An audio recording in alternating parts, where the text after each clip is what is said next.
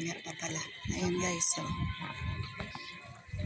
Mga ka-people, ayan, ang ganda ng mga views dito. Pwede kayo mag-picture taking.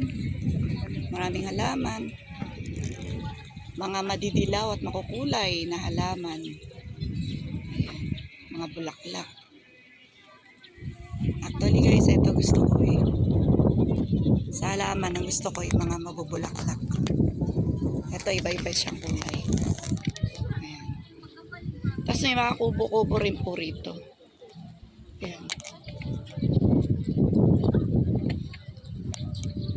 O, busy yung mga busy sa katutulog yung mga doggies. Ayan po.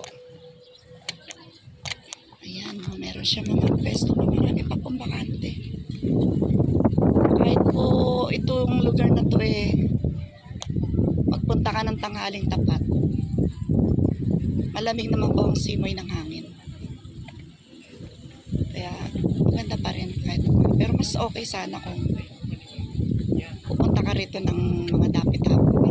Papatiklop na yung araw. Ayan yung asawa ko. Tapos na rin siya mag-picture-picture. Papasouvenir muna po ako ng picture dito